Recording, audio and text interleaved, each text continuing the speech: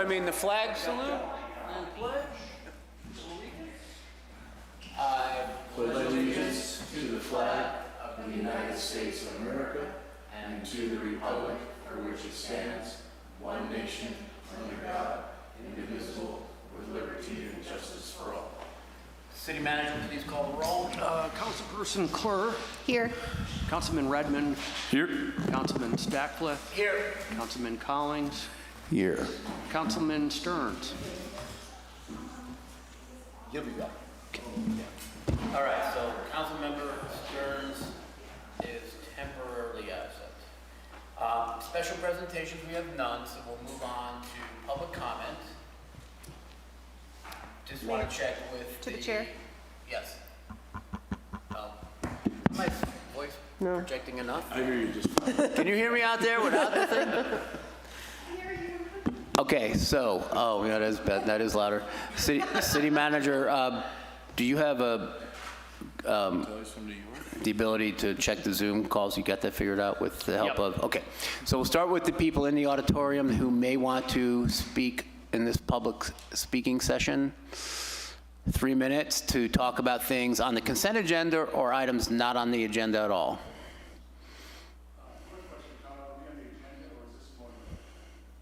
You're on consent. So if you want to speak Yeah, come on to up. your point, come on up. Yeah, please. come on up.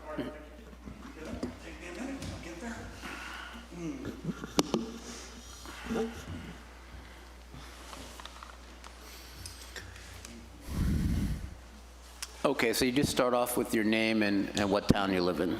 Yes, and how long do I have? 3 minutes till the hook? 3 minutes? 3 minutes. Yeah, okay, quickly. My name is John Fryer. I'm on the board of directors for the museum. And a quick question, Todd, have they had a chance to see any of the material that I submitted to you?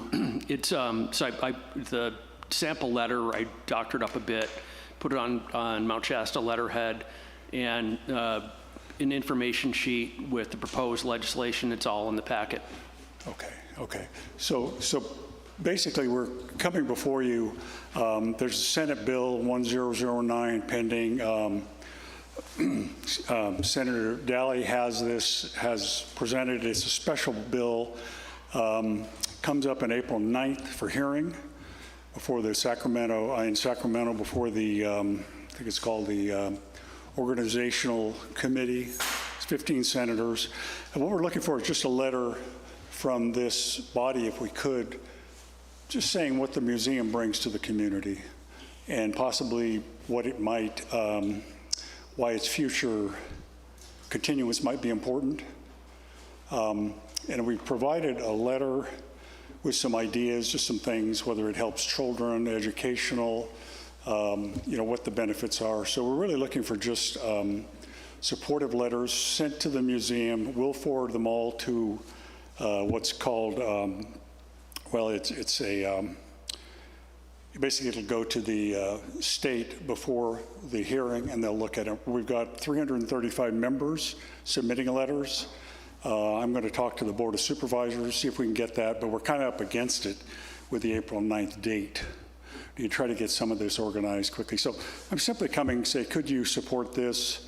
You have supported it monetarily, no doubt. So we just need some kind of one paragraph maybe that says what this brings to our community. And I think, well, basically what it is we've been 15 years without paying rent or lease. We would like to continue that. We're a nonprofit. Am I 3 minutes up? Close. Anyway, our income is based on grants, membership dues, and, there's my clock, all right. I feel like an NBA game. What was I saying? Okay, yeah, our income is based on membership dues, grants, and donations, and some of that is somewhat variable. We can't guarantee. So we want to continue to not charge any admission. That's one of the things we like to do. And before the Senate committee, they're going to look at either free or nominal, I think, in terms of we may have to pay something, and we accept that fact. There may be some amount, but the one currently they're asking for is $72,000 a year, which going from 0 to 72,000, oh, time's up, okay. Anyway, thank you, I appreciate it. Yeah, that's draconian increase. Okay, thank you, John. Okay, and if there are any questions, we can't talk anymore because... Yeah, well, there is a letter, so in the Yeah. consent agenda that relates to what you're talking about. And I just want to say thanks. We'll get it taken care of. Okay, thank you. Thank Well, you have our full support, And yes. thank you all for your support. You're supporting our museum, too. I see a couple $1,000s each year come through, and that's great. Yeah. Okay, All right, thanks, thank you John. again. All right, so Johanna, you don't want to speak in this session, right? In this, okay. Okay, publics, would you like to speak publicly on a non-agenda item? Come on up. Name and city in which you reside. I'm actually not versed on the agenda, so I'm not sure if it's relevant, but, so I came, Your name? Thomas Wisby. Okay, and where do you live? What town? I'm currently residing here in Shasta temporarily. That's fine.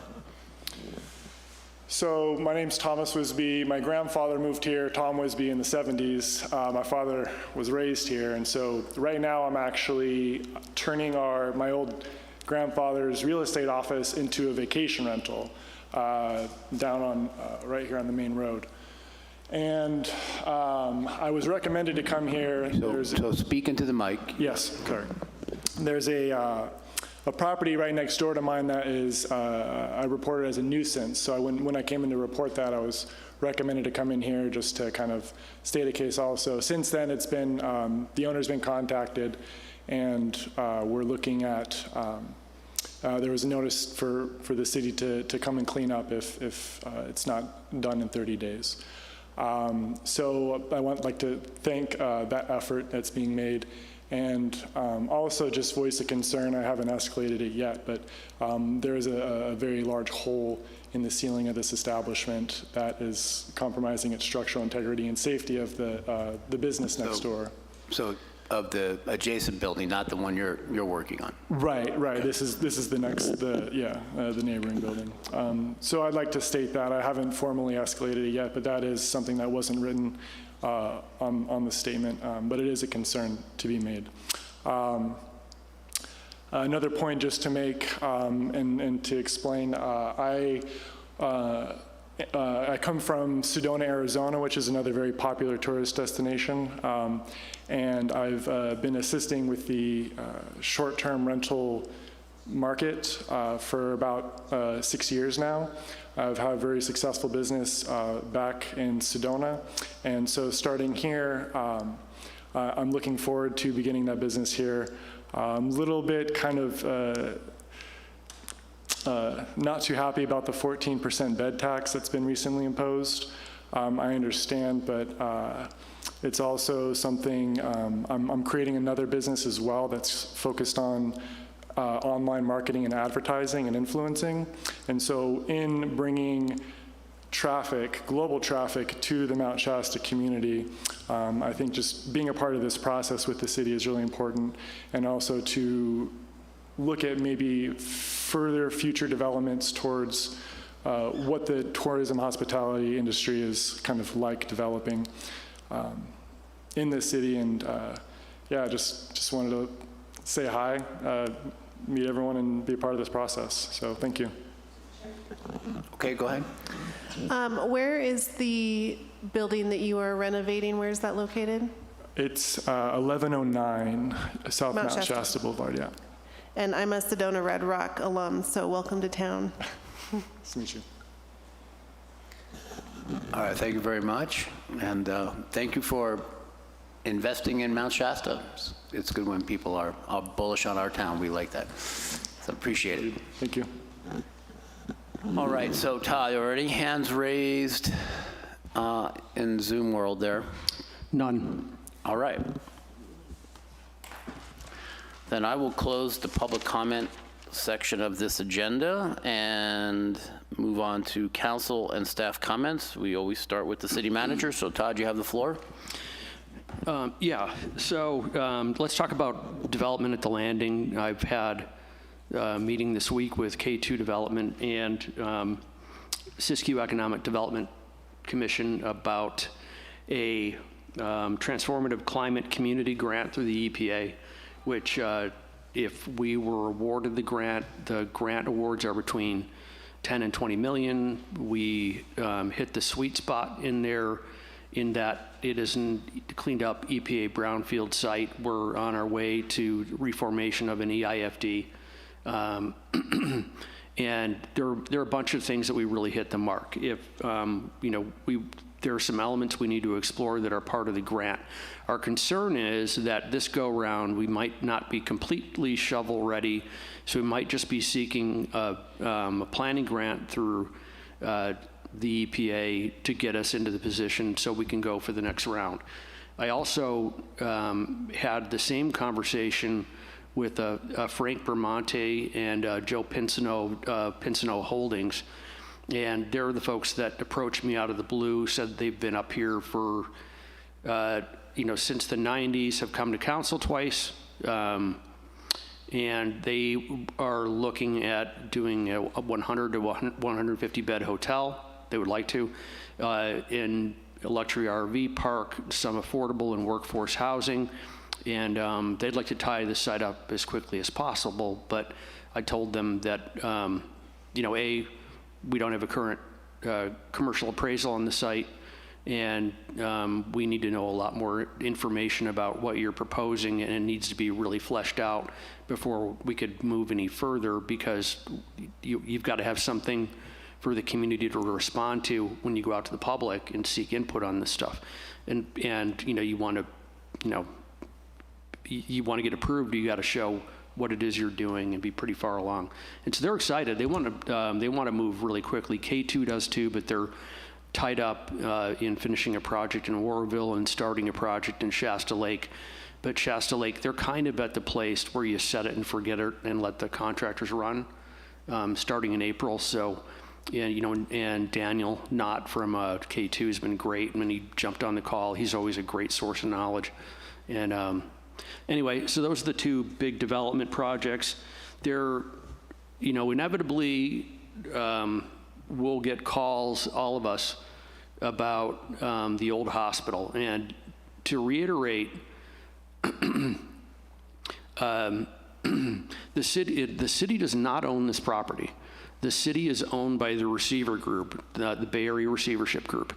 And it's up to them. We couldn't do any work on the site if we wanted to, unless we got permission from them. Now, they're taking it piece by piece. They want to, and I do too, want to get this thing tarped as quickly as possible. We have their head project manager that has done these kind of cleanups before. We have estimates, and we've picked a contractor. We've got a contract in their hands. As long as there are no issues with that contract, we can start tarping that site by the end of the week, at latest early next week. So we're really close.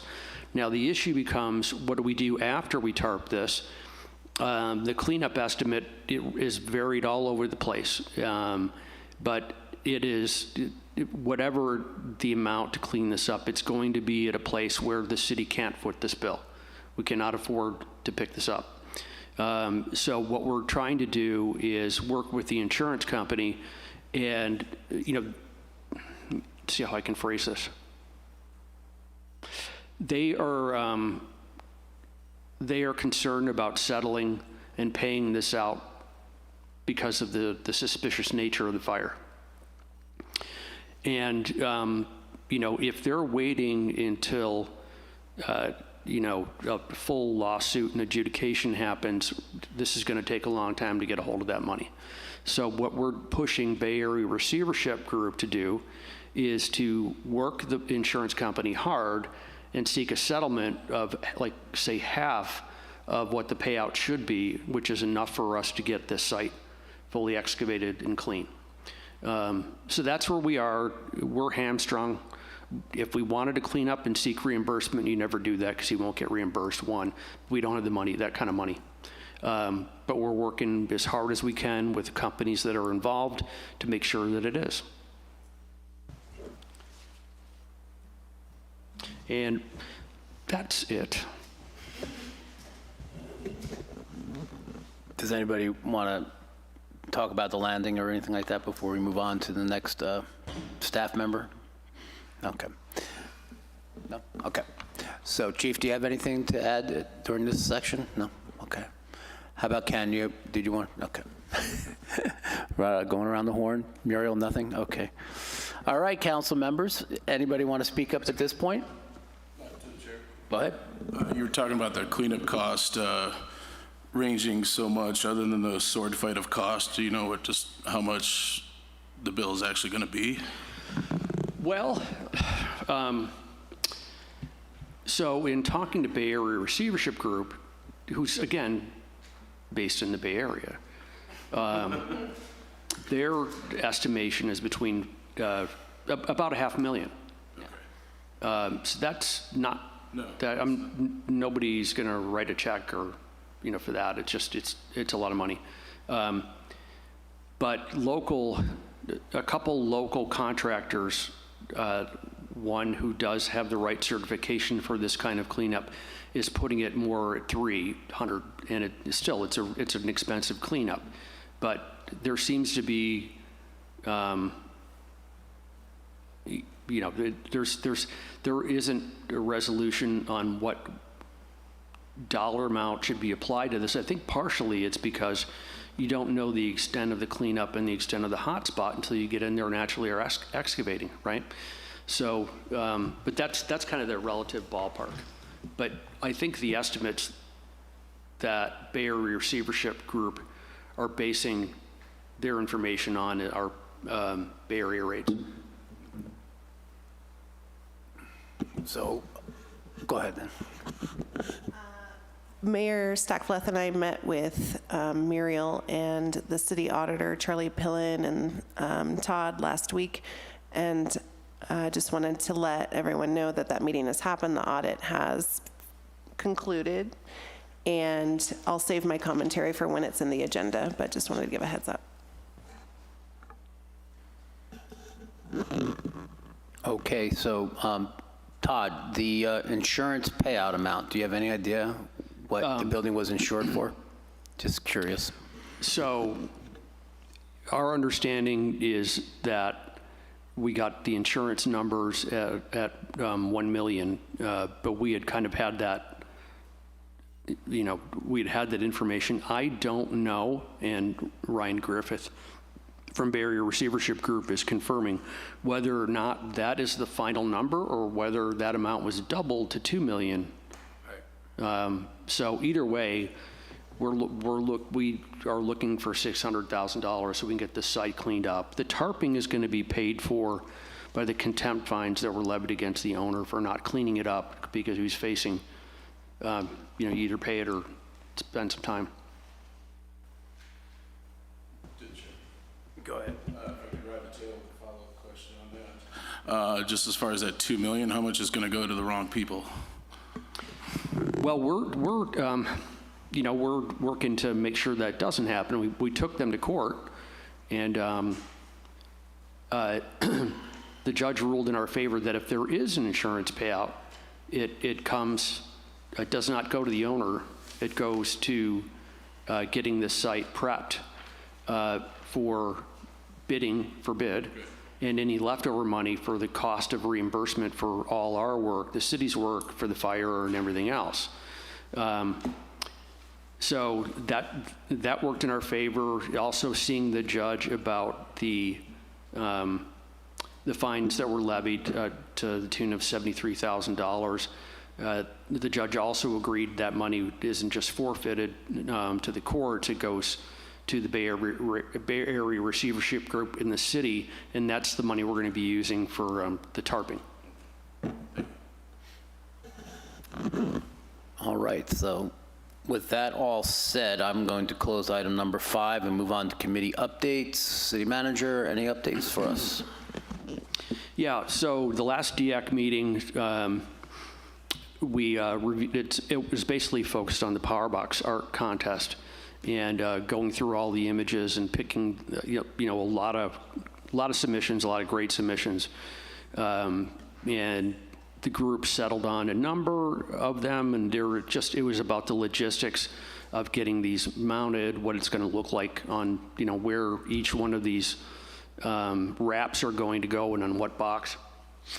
And also, deciding on form letters on DEAC letterhead to send to those that weren't chosen for the contest, thanking for their entry and the time they put into this, as well as those that won.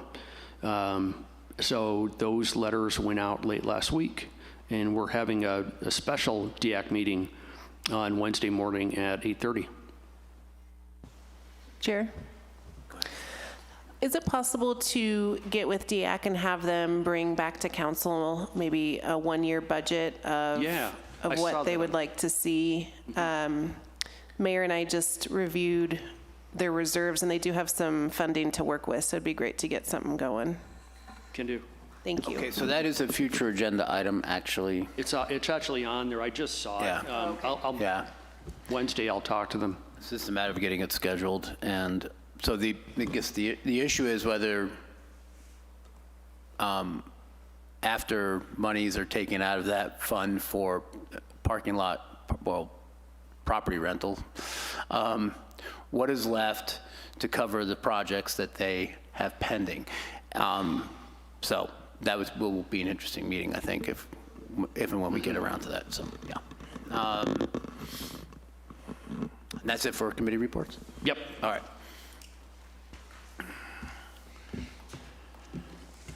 All right, so move on to consent agenda. So before I start this, the minutes are for February 26th. That was our last meeting, and you were all here, from what I recall. So we don't have that problem. Okay. Consent agenda. The city manager recommends approval of the following consent agenda items. All resolutions and ordinances on this agenda or added hereto shall be introduced or adopted as applicable by title only, and the full reading thereof is hereby waived. A, approval of minutes, February 26, 2024, regular and special meetings. B, approval of disbursements, accounts payable, February 21st, February 27th, and March 4th, 2024. Total gross payroll and taxes for period ending February 18th, 2024. C, police department report for February 2024. And lastly, D, letter of support for the Mount Shasta Museum lease. I read that. I'll be very happy to sign it. So would someone like to make a motion? I'd like to make a motion for consent agenda items A through D by title only. Second. All those in favor, please say aye. Aye. Aye. Aye. Any opposed? All right, City Manager, there you have it, 5-0 on the consent agenda. We move on to item number 8, resolution for revised snow removal fee in the downtown area. Oh, Ken Kellogg is going to be covering this item. Thanks, Ken. You have the floor. Yeah, your name's on there. Public Works Director. On this, for those that weren't listening. You want to introduce Ken? Go ahead. So essentially, we've been back and forth about aid. We extend this parking district down to South Mount Shasta Boulevard, and just the cost was crushing. One of the other things that we're facing in North Mount Shasta is that we had business owners paying $12 annually for snow removal on the streets, as well as snow, being blown away on the sidewalks, which is wholly inadequate. And so we were to come back with a, we've already presented, a way this could be billed, and but also we wanted to come back based on a square footage approach and look like, and talk about how that program would lay out. So I'm turning it over to Ken Kellogg, our Public Works Director, to talk through the fine details on this. Mayor and council members, that was a better background and summary than I could have given. But I would like to direct you to Exhibit B in your packet, because a lot of the questions are, well, what is this going to cost annually? So I broke it down into, well, basically, it looks like two extremes at this point. Winter before this winter, I took 4 sample businesses and listed the square footage and calculated what that cost would have been for that big snow year we had. And you can see it ranges anywhere from roughly $1,100 down to $41, depending on the square footage of the property. Being a business owner, that's a little scary, but that was at the high end. And then as my second example, I'm looking at the current winter, which really we got almost as much moisture. It just came down as rain instead of snow. And you can see that it's less than a tenth of what that big snowstorm was. Yet it's still, except for the one business that's 100 square feet, it's still significantly more than that $12 a year. So it gives you a good idea of where we should be versus where we are right now. Clarifying questions. Looks like I'll start with Councilmember Collings. Ken, last year's example where it cost the city $60,000, was that our net after the 50% payback from the state? Yes, that was after the 50% payback. Okay. Yeah, thanks. To the chair. How is it determined who's paying this? Is it anyone in the downtown district? Is it anywhere that you plow that has a commercial business? It's referring to Exhibit A, it would be people that have business licenses inside that downtown district area. We do have to do a little bit of finesse. Case in point, you'll see like on Chestnut Street, if you're looking at Exhibit A, we only clear the sidewalks on one side of the street. The reasoning for that is the sidewalk isn't wide enough on the east side. So I did not include that in my calculations. Okay. When I brought this up after last winter, I think what caused it was because those businesses on the south end weren't getting plowed in the same way as the ones in the downtown district. Is there a way to expand this to include the entire length of Mount Shasta Boulevard? Not the entire length. The reasoning, again, coming down to the street width and the sidewalk width. Some areas just don't lend themselves for that kind of a treatment. We don't have a wide enough paved area, and we don't have a wide enough sidewalk.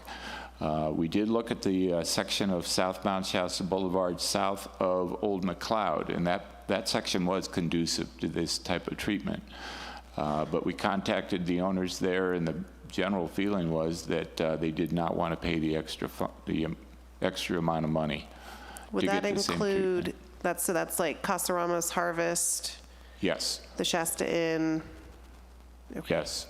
Seven Sevens. So Yes. they, all of those, so that they wouldn't want to pay the extra for? It was a lot, I'm sorry. to Go ahead, interrupt, but it was please. a lot higher than what you've got in front of you. Okay. Again, this is based on last year's, but I think it really scared some people away. And, we either got no responses or no, absolutely not. Because it was, the $1,500 is the low end per year. Yeah, if we get the epic winter, but yeah. Yes, exactly. It would be significantly scaled back. In addition, the numbers we used for the south end of town was 100% contract labor, because we just don't have enough Right. staff to do both. So those numbers came out 25% higher than the downtown area. Yeah, it's almost like we need to rethink. Okay, go ahead, John. I know we talked about this at one of the last meetings, but how many businesses are paying the $12 right now? I'm forgetting that number if we did talk about it. So am I. I'm pretty sure we mentioned it, but I don't remember it.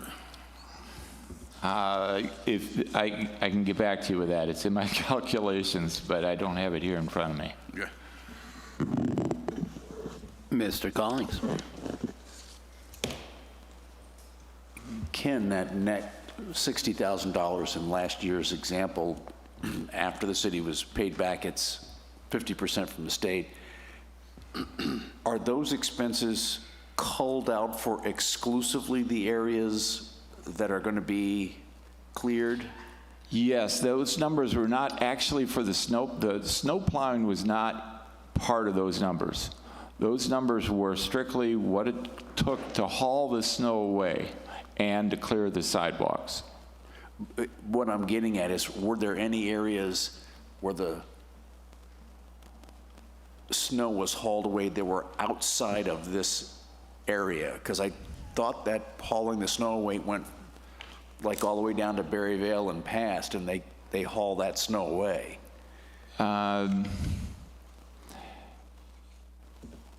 Yes, it does go a little bit down that direction. There's no sidewalk clearing there, Right. although we do the library.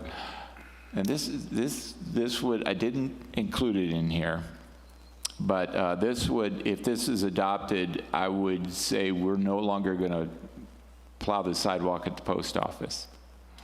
Case in point. Right. That we, But it's, would I be accurate in saying that the majority of the costs for that net $60,000 are removal of the center island of snow that gets plowed to the center of the street and is contract removed versus removal costs associated with cleaning the sidewalks? I'm going to say it's about 2/3 and 1/3. Right.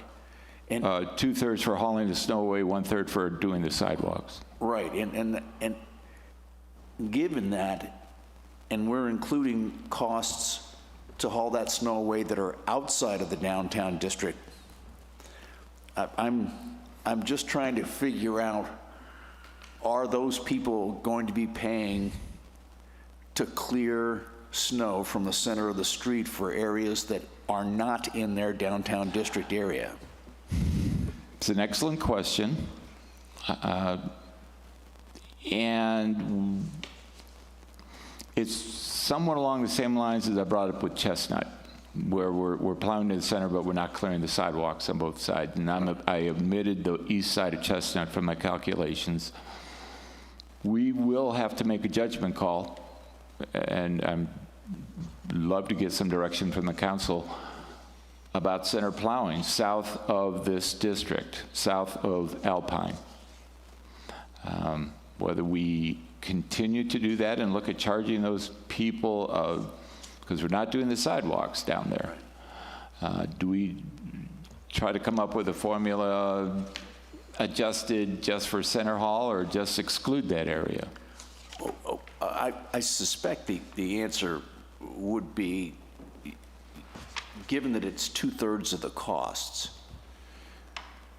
you would, and they're not going to get any sidewalk cleared, you're going to say, well, okay, you know, you got a pretty good idea how many feet of center aisle snow you're removing that's outside of the downtown district compared to what's in the downtown district. I mean, those calculations are relatively straightforward, and just make an adjustment. And I suspect it won't be, don't clear the rest of that as you leave the downtown district on the south side and start heading down South Mount Shasta Boulevard. I suspect it'll be, those people will have to pay for what services we are going to provide for them, not the sidewalk clearing, but the center of the street snow removal. I think, and if that's the case, which, I mean, I'm just speaking for myself here, I'm not speaking for the council, but I think that would lower the amount that the downtown district people pay, because the 60 grand net last year was our total bill, which included, on a 2/3, 1/3 plowing that was outside their district. And that's, you know, I don't know how much, what the ratio of in the district versus out of the district is, but I'm betting that's... It's significant. I mean, it's yeah. noticeable. It's tangible. To the chair. I think that that's an excellent point. It's almost like we need to remove or have two separate agenda items want to see how the downtown district works within snow plowing. Do we need to rethink the downtown district altogether because it's been giving us some heartache for the last couple of years? Or do we just look at it as where do we plow and what businesses need the service and not worry about the downtown district? Okay, so we're getting beyond clarifying questions. Sorry, So, Mayor. Yeah, this is kind of good discussion material for sure. Yeah, let's go to public comment inside. 2 people in the audience. Johanna, come on up. Introduce yourself and the town you live in. Johanna Altorfer over on Pine Street. And I just, I like where Jeff was going with the square footage thing in the center thing. But hold on, let me just scroll down here. I wrote some thoughts. But just to back up a minute, I just had a question. Why is it, and I just don't know the answer, so I'm asking you. Why is it that businesses are being charged and not the owners? Because it would seem to me that the owners should get charged, and then they would include that as a cost item, a maintenance item in their lease with their tenants. And it seems to me that might be a more equitable way to do this, because the businesses might be struggling already, and then to add these great big charges is crazy. Well, not crazy, I mean, I agree it should be way more than $12, but, because that's not reasonable. But I like what Jeff was saying, and to expand on that, I was thinking, why not just take the whole square footage of all the streets and sidewalks, because you can figure that out easily enough, and then just charge the property owners or businesses or whatever it is, the square footage just for those sidewalks. And then that way, to Jeff's point, the center aisle, the center snow berm would then be deducted from the total. So you'd have the total square footage minus the street square footage snow, leaves the city sidewalk snow for whatever district area that is. Anyway, just a thought to put that out there. And, oh, and then also another thought was, could people opt out if they did it themselves at the same time? I know that might be a coordination issue. Or perhaps people could get bids on how much it would cost them to do it themselves and then pay that fair share to the city, although that could be finagled, but just a thought, because I know people, you know, there's a lot of people here who have plows and could do it themselves, perhaps, especially if it's going to the owner. But anyway, I don't know if you can answer that question or not as to why is it the owners, I mean the businesses that are being charged versus the owners. Does anyone know? Go ahead, Ken, do you have a thought on that? Well, right now it's being done through the business license billing, and it's a lot easier to track that way. And honestly, if the owners got billed that additional cost, they would just pass it on to the people they're renting to. I'm not sure there'd be a savings to the renters. Maybe I don't know. It's just a thought. Okay, thank you. That's all. Thank you, Johanna. And we have a second speaker inside. Great. This is the perfect city council member meeting to show up to. So, received a letter, and it was kind of humorous, the number. It's just not sustainable for the business to pay that hefty fee. To kind of piggyback what was just said, the service for cleaning, I think the main thing being representing a business on that street, and also being in close relationship with the neighbor, the Shasta Inn owner, close family friends. That's how we personally maintain our business, is through their plow and service, so they help us in times of need. And when it comes to the sidewalk, being here during this last snowstorm, the major snowstorm that is called into question here, people don't really use the sidewalks. There's not a lot of foot traffic going on. And so with the center amount of snow, I guess if it needs to be removed for public safety or for functionality, utility, obviously that's important. But to each business its own, really, I think it doesn't really impede too much in the functionality of the established business. And another point when talking about the different zones, I think it's important to recognize is we have hospitality and we also have restaurants down here. And so that's interoperable between the downtown and the main town sort of districts.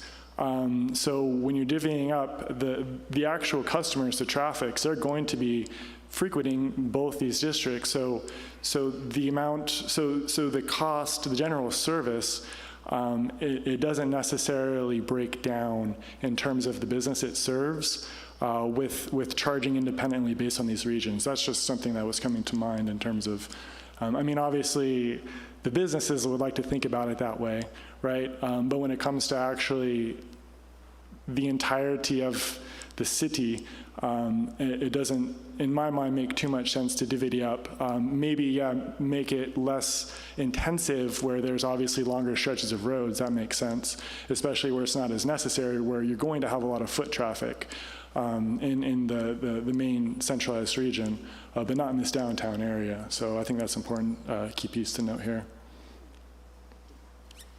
Thank you very much for your comments. Anybody with their hand raised? No one. No?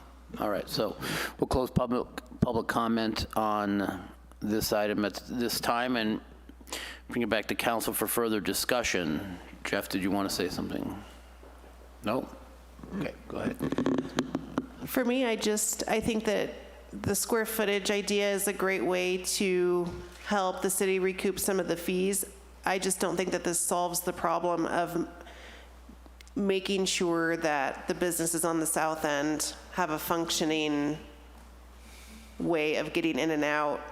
When I spoke with Todd at the Shasta Inn, he was saying that with the plowing to the ends of the street, all of his customers were stuck in the parking lot and couldn't go to the ski park. So we need to be able to make sure that our tourists are able to get in and out. So for me, I still want to explore how we can make that work with what we have.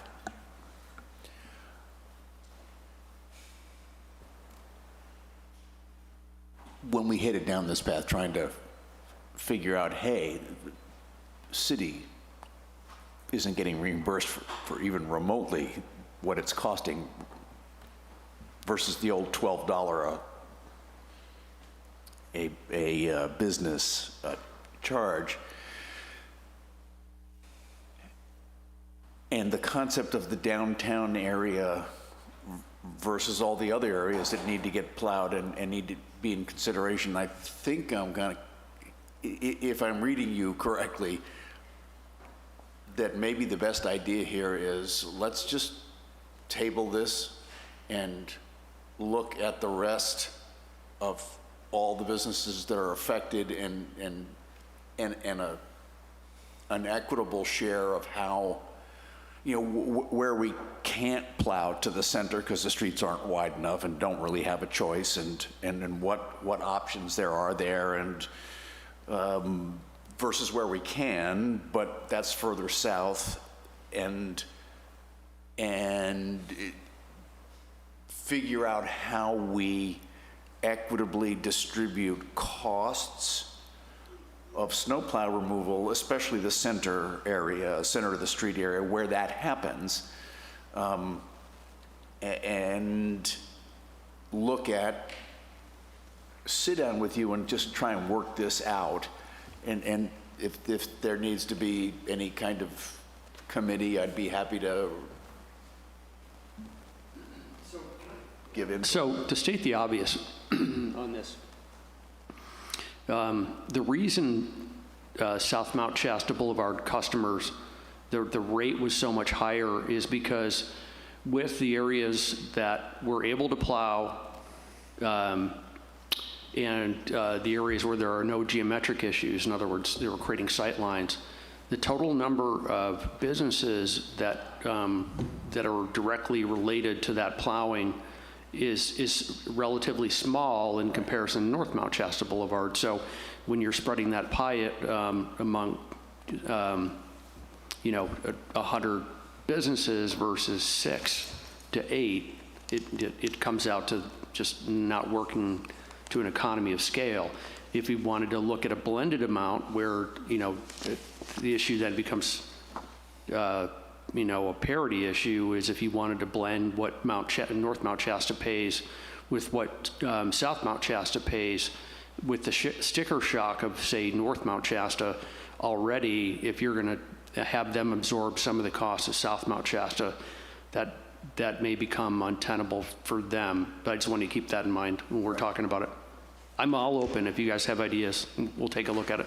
Yeah. Two questions or comments. Number one, I think the snow plowing was part of a DAC, or I'm sorry, not DAC, but the Downtown Business District ordinance from 1957, which established the parameters of the district. Those parameters haven't changed. I'm hearing that South Mount Shasta Boulevard is concerned about their cost because of fewer businesses. At one point, they had raised, or I think you have raised, the possibility of maybe they're forming their own association. Mm-hmm. What became of that? Well, it's still on the DX list of future agenda items, but if they did form, I'm not sure how that's going to help them. I mean, they still, if you were, I guess what it would do is pull in the other members, whether or not they're being directly, like the plowing is happening directly in front of their house. So you've got more people involved that are sharing that cost. But if you were upfront about that idea when you were trying to form that southern district, I don't know many people who'd bite. Well, I was just thinking that they could form their own sidewalk maintenance agreement or sidewalk snow removal agreement. Yeah, good. With however many people they might have involved. Good. Go ahead, Ken. Getting back to Jeff's question, there's approximately 170 businesses downtown that pay, versus when we were looking at South Mount Shasta, I think there was 13. So, hence the discrepancy.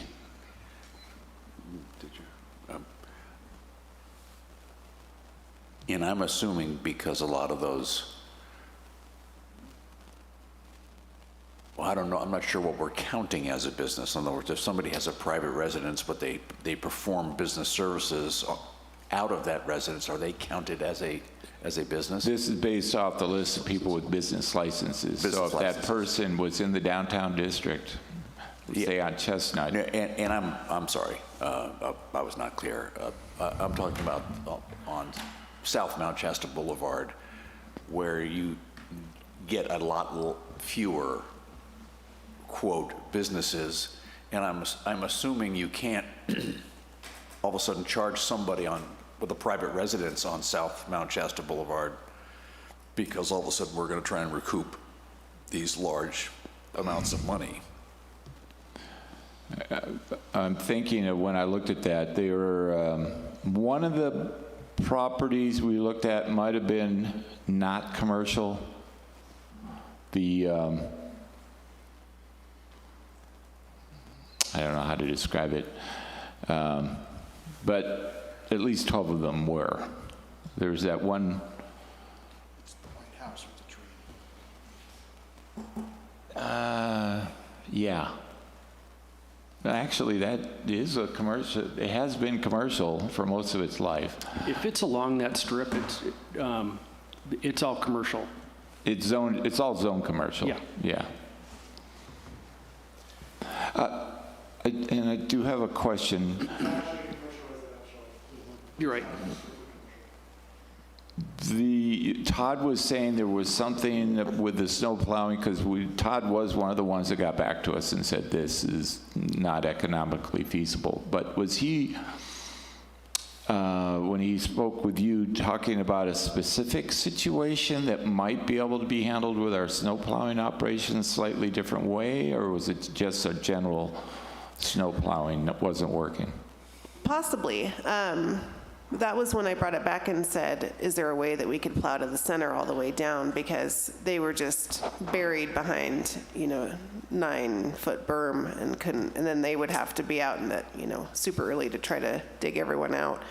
So that's kind of what spawned my interest in this was how can we help every business on the main drag or as far, in relation to downtown as possible that doesn't completely empty our bank accounts, but also helps our businesses continue to thrive during the winter months, which is, why people come here in the first place. But I think it would behoove us to form a committee, perhaps, and look at all the facets that are coming out of this. Is, do we need a second district for the south? Do we need to relook at the boundaries of our downtown district since it's been that way since the 50s? I didn't know that. Do we need to look at how we plow? Do we need to look at how we spread the fee amongst our businesses? So I think there's a lot here. There is. Yeah. All right, so my commentary is, I don't have, this is exactly what we asked for earlier, and so the Public Works Director came up with a formula for dealing with this. This is what we asked for, and this is exactly what we were looking for. The only problem I have with this is the berm that extends from approximately Alpine south. That cost is included in this, but the businesses there and that little stretch are not charged anything right now, and they wouldn't be in the future. So they get subsidized service from the 170 businesses, right? Currently, that is Yeah. correct, and That would be my only holdup if I was to be directing this explicitly. That would be my only holdup to say that has to be resolved, because that would be basically just in public just acknowledged a subsidy that apparently is a little unfair to the 170. Great for Berryville and Gigi's and Mike and Tony's and a few others. Not that many businesses, but then it gets right back to the question of expanding the district. There would conceivably still be a certain degree of subsidization in that most of the cost is downtown, the hard downtown area, and those people pay, and let's say at that point everyone's paying based on the square footage, and yet the costs further south would still be pretty high, but there are fewer businesses. So you're still going to end up with the downtown businesses, the 170, basically underwriting the overall operation of making the streets and sidewalks in this commercial district, starting at approximately Alma and Mount Shasta Boulevard and Chestnut, all the way down to, say, Casa Ramos and Mount Shasta Inn, because of the number of businesses that are in that compacted area. And that happens a lot in modern industrial urban situations. Higher density areas end up subsidizing the lower density areas in all different facets of life. But question is, do we want to pursue that, hold this up and pursue that? I think Councilmember Clore is hinting at that as a separate agenda item, and just put this on hold. What are we thinking, folks? I think, sorry, I was just going to say, I think that we are at a good point in the season to slow down. Well, this year, temperatures and the snow level, it looks like this is going to be one of those great years for not having snow removal costs. So that's fabulous along those lines. But I'm just trying to get a feeling from council, what direction do we want to go in? Off the bat, I think we have to clarify this with respect to the businesses being somewhat subsidized on South Mount Shasta Boulevard in that one stretch. Should they be paying a fee? So right there, should the district be expanded to include them? Mayor, if I may, Yeah. I would suggest that a committee of 2 members be formed with Councilmember Clore and Councilmember Collings to do a deeper dive with this matter and with the help of the city and the businesses down there. To the chair. Go ahead, If I John. could, if you don't mind, I wouldn't mind filling in for Councilman Collings on that. Just as a business owner, I don't want to pay, what would it be, $547? You can have my seat. 2,000 Wait a minute. square I'm on a, feet. I'm What's on a the lot of problem? committees. You're going to end up with great service. Yeah. This, anyways. This year, what are you paying? Just because, well, I'm saying, This year, what are you paying if this year? 4,000 is 1094, I'm half of that. If you make sure the South No, Mount I'm just Shasta saying, even Boulevard. with the. We got global warming. The bottom Basically numbers are where saying, we're headed. I'm not happy with this. I know some other business owners aren't happy with this. I would And I would propose, like to table this so we can get a little more input on that. I would Yeah, my propose seat. that the 2 council members be those who really have no agenda Okay, or no conflict of interest. Well, that would take Councilmember Clore out because I'm a partner at AGT. you are paying this now, right? You The look like- company is, yeah, Based on the map. Yeah. The businesses. yeah. It would be, and you are too. It'd be the 2 of you, Mayor and Collins. Just another subcommittee for me, okay. But John's actually, We don't need a committee. We could just get more public input. John is Just throwing that not out paying this. He's not in the district. there. No, I'm in the district. Chestnut's in the district. No, but according to this, you're not being billed. You're on the You're on east the east side, so you're, Okay, I was assuming that was part of my business license. so you think we just carry on and try to make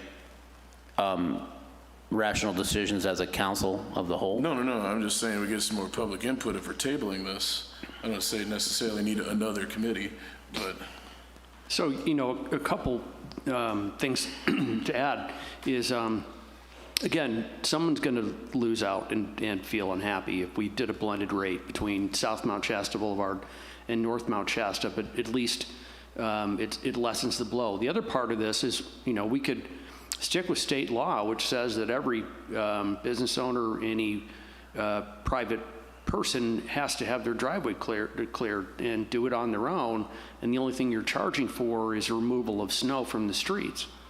You know, because I mean, for me, it's just odd that we're clearing people's sidewalks anyway, and it's good for business, but when it really is in effect by California state law, the responsibility of any of those store owners to keep that cleared. Well, and- Right, but then you set up a special district, and you're supposed to charge fees Yes. or, yeah, assessment fees, whatever, to cover the cost of that. And not surprisingly, Mount Shasta froze the rate at $12 since 1982. That was a good year. that was a That's 40 years ago.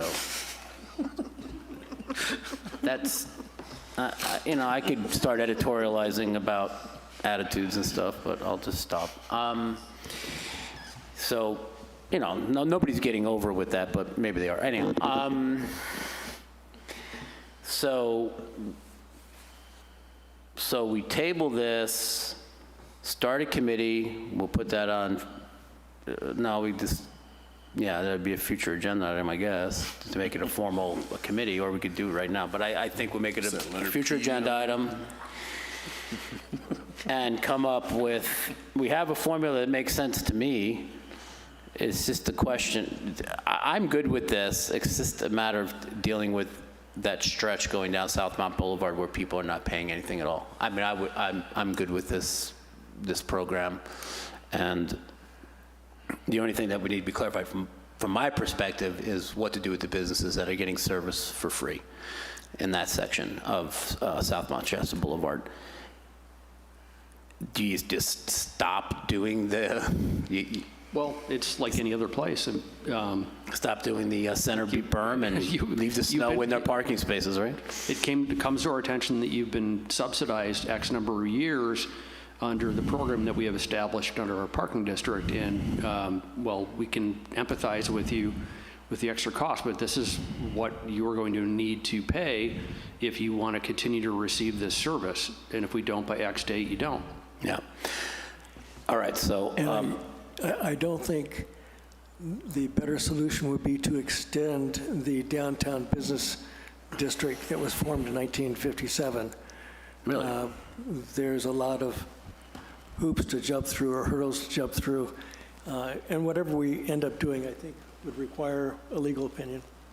I went to John about this. It comes down to having a vote of everybody that's in the district and laying out what the costs are and you know. so wait a minute, it would be a, And so getting a 50% plus one vote, if I remember correctly. that's to expand the district or Yes. just to expand it? Yep. But you'd also have to disclose what that would include, what the businesses and residents in that district, what their expectations are, the city's expectations are for covering snow plowing and any other additional costs. Okay. And they're, you know, my feeling is they're going to balk. Go ahead, Ken. One of the interesting things about our existing downtown sidewalk snow removal ordinance, it states in there that people outside the downtown district can buy in for $12 a year. And that is why we have this strange thing of going down in front of Mike and Tony's and a couple other businesses. Yeah. I would suggest that But have they bought in? Do they actually get charged? They get charged $12 they do? a year. Oh. Okay, well, I was under the impression they're not, so they would be subject to the fee increase too then? Or they could reject it, and then their snow would be left in their parking spaces? Yes. And for what it's worth, well, you're talking about subsidizing, but truly, the businesses on South Mount Shasta Boulevard are going to pay the same amount of money if they pay the city, because again, everything we would do down there, we would be paying a contractor to do. Right. So they're not saving any money by going through the city for the snow removal. They most likely would save some money if they went directly to the contractor and did their own district and had the contractors on board. When it snows, these contractors show up. Or they do it themselves. Several of the businesses down there do have their own tractors. Yeah. So I may be missing something, but if they did hire contractors to clean sidewalks, that still leaves the issue if we're plowing to the center of the road and using contractors to get over to the landing site of any of that center berm snow not being reimbursed other than by the state. I actually was thinking about we wouldn't plow to the center. We'd be creating those 9-foot berms, and it would be up to the contractors, the individual businesses, to hire the contractors to move those berms. Yeah, to me, the problem has never been the sidewalks. Okay. It's been the berms that are created from not plowing to the center. But if that problem was solved, I'd be fine with moving forward with the rest, as long as everyone feels like that split is fair. Well, this formula will apply to the businesses in that South Mount Shasta Boulevard stretch, would it? It could, but the square footage, it would definitely be a subsidy to them versus downtown, where it's packed much closer together. You have the higher concentration of square footage versus very distributed, spaced out square footage on the south end of town. It wouldn't be apples and apples. It would definitely be a subsidy to the people on the south end. You know, instead of 25-foot wide lots, you've got 250-foot wide lots, and your building may not be that much bigger. So if you so choose, you could just do it by the linear feet in front of your business and instead of square footage inside the business, because we're not plowing inside anybody's business. Admittedly, when we did if you go back to the addition, the initial study for South Mount Shasta Boulevard, we did look at the lineal footage cost. Yeah. To try to make it equitable for the entire area. Right. And then when we looked at downtown, where you have second floors and multiple businesses, as you go deeper into the lot, the square footage made more sense. It seems to me we should just table this, spend an hour and knock this out. Motion to table? Second. I would make a motion that there's a subcommittee formed of 2 council members. Okay, we'll put that motion on hold for a second. We have a motion to table this particular item and a second by Councilmember Collins. Okay. We're going to approve that tabling, and then we're going to go to Mr. Stern's motion to set up an ad hoc committee. All right, so all those in favor of tabling this item? Aye. Aye. Any opposed? No. The motion is? To form a subcommittee of 2 council members to work with staff and businesses to dig deeper and see if more of the unanswered questions might be answered. Do we have a second? Second. All those in favor, please say aye. Aye. Aye. Aye. Aye. Opposed? Too many committees already. All right, that's a 4-to-1 vote on a committee, subcommittee, ad hoc committee regarding this parking district fee for snow removal. So as far as volunteers for this, are you interested? Oh, yeah. Okay. You're not interested? Well, I'm not allowed, apparently. Well, I don't know if I agree with that.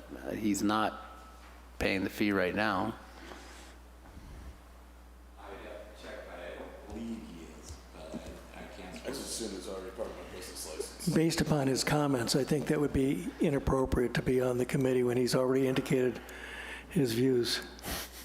Sorry. All right. I voted no, I don't care. Jeff, looks like it's you and I on this ad hoc committee, and we'll talk with the city manager about what to do later on this week. All right, let's move on. Does anybody need to take a break? Okay. Willing to take a 3-minute break? You want a 3-minute break? I do too. Okay, so we have at least 2 members that want a 3-minute break. So we'll re-adjourn at 6:41 to go over our last Reconvene. item. Reconvene at 6:41.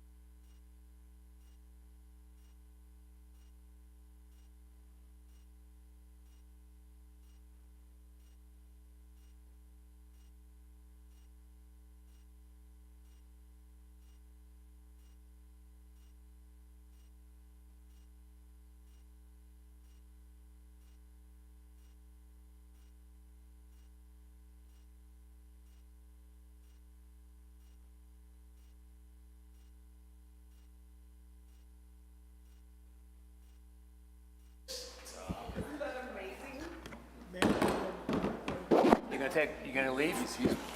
You look under the weather, Tim. No, he does look under the weather. Take care of yourself, Tim. All right.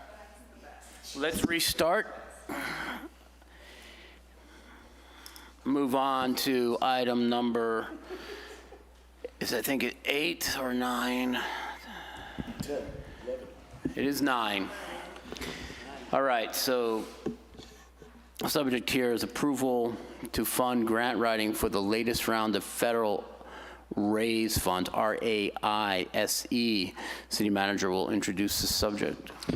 So the RAISE grant is a federal grant that through FHWA, Federal Highways Administration, that it's a lot of jargon about connecting communities. And we applied for this last year. Rev. Tellys wrote the grant with our help. It was about $13,000 and change to write that grant. We weren't successful, but we made some calls to the FHWA offices and got somebody on the line to critique our application, and there were subsequent webinars about, well, who got it this time, who didn't, how do you strengthen this? So we're in a much better position to apply now, and we can write this grant, and because some of it's redundant, we're asking for $6,330 to resubmit this grant with better information and closer to the mark for what they're looking for. And let me just, I missed the largest part, is that what am I writing? What am I writing a grant for? It is, this is to reconstruct Mount Shasta Boulevard from one end to the other and add bike lanes consistent with our active transportation plan, include pedestrian improvements and mid-block crossings, I'm sorry. Yeah, so this would really greatly help the landing get off the ground. Clarifying questions? No, you took care of that pretty well before. You get the idea, right? All right, so this is strictly Mount Shasta Boulevard, would include Chestnut Street? Just Mount Shasta Boulevard. Okay. Does it, clarifying questions, does this include undergrounding of utilities such as telecom and electrical?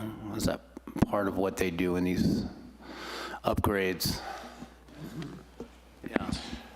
We went with a complete streets, so it would definitely be improving such things as storm drainage and other utilities that are directly impacted. Telecommunications, that would be new. So you undergrounding electrical, all the like wires. The power poles. Yeah, everything underground, No. that's not part of this. Yeah, I didn't think so. It's very expensive. It is brutal. Go ahead. Thought of a clarifying question. Would this impact our plans with the Tom Hesselden's subcommittee that we're working on?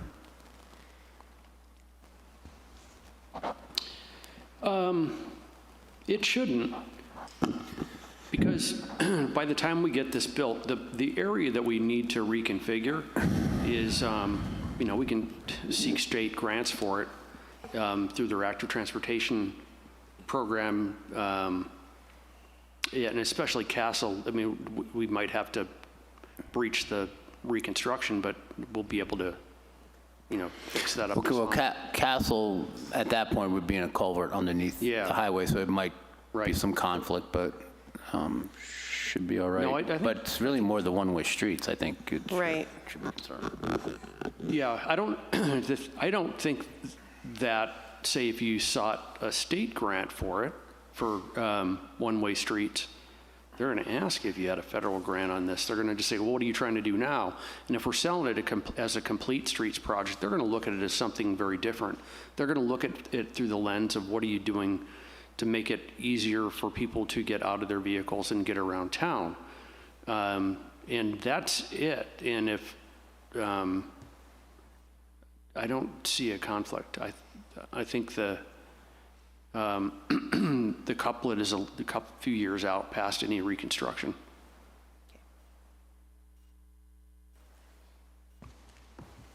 Okay. Let's go to public comment on this item. We have two members and two people in the audience. Would you folks like to come up and comment on this? Okay. How about hands raised online? None. All right, well, back to our audience. Not interested? Okay. No? All right. So we will close public comment on this item, bring it back to council for further discussion. This is a $6,000 plus request for grant writing. Further discussion? I'm ready to make a motion unless anyone has. Any protest? No? Go ahead. I make a motion to approve the funds for grant writing services for the latest round of federal rehabilitation American infrastructure with sustainability and equity raised funds in the amount of $6,330. Second. All those in favor, please say aye. Aye. Aye. Aye. Any opposed? City manager have the count on that? Yep. Okay. All right, so now we move on to future agenda items. I'm not going to read through that. To As the we're chair. Making good time. Go ahead, Councilmember Were you Clore. going to report on your outside meeting? Oh, thanks for reminding me. I was so anxious to end the meeting. All right. So Councilmember Clore and I went to a meeting regarding the audit. Here is the draft of the audit. Since this will be discussed as a regular agenda item, I'm going to just say that there'll be further discussion on this audit at that time. So I'm not going to report on the meeting, except that it was nice to get final numbers on 2023. So that was good, amongst other things. The Collier Interpretive and Information Center meeting I went to on February 27th. That was just a day after our last meeting.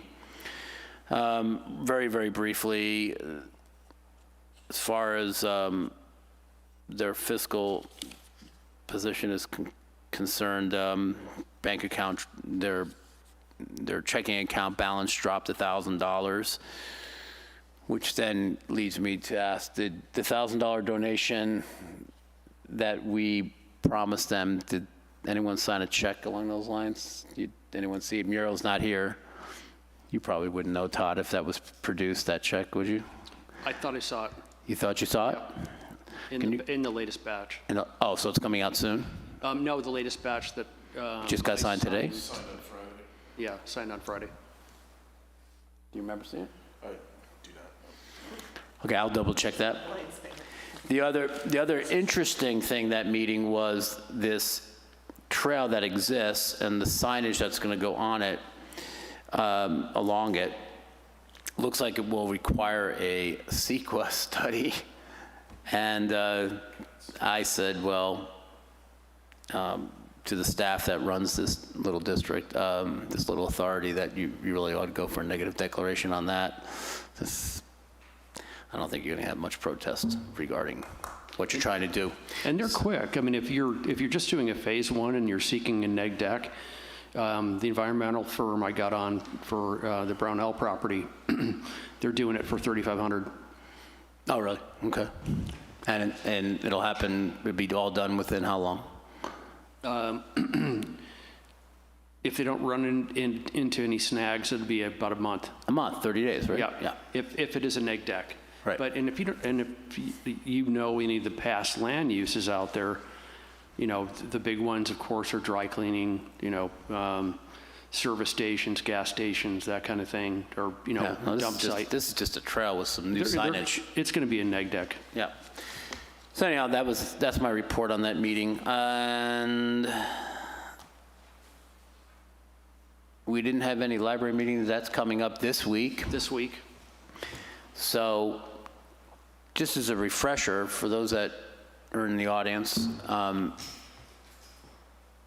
you want to explain what we're Yeah. doing this week? Todd?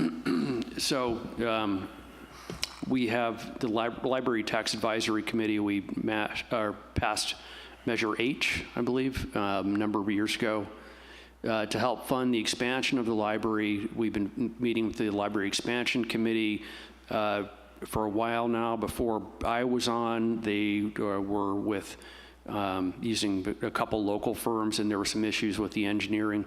And so that kind of, that process petered out, and so we're picking it back up.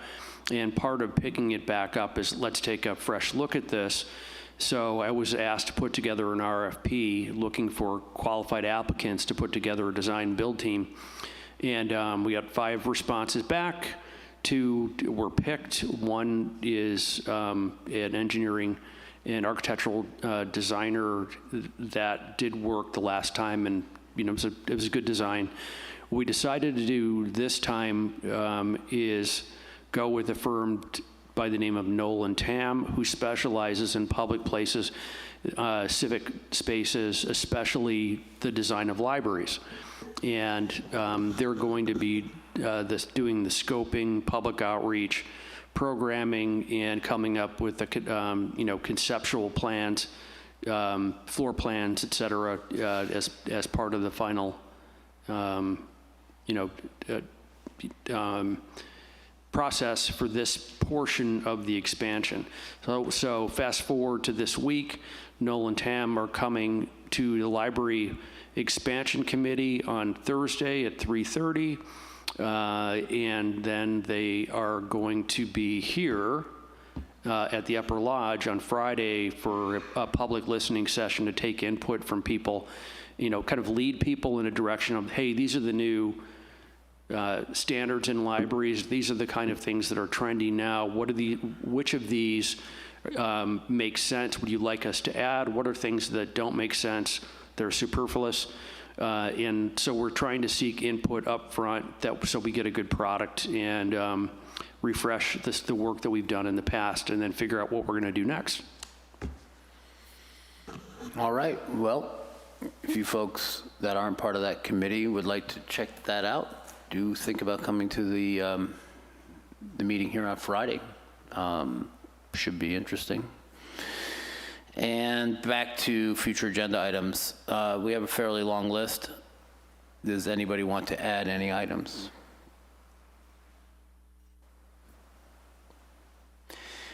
Well, that being the case, that we have no one interested in adding items, I'm going to move to close this City Council meeting at 6:54.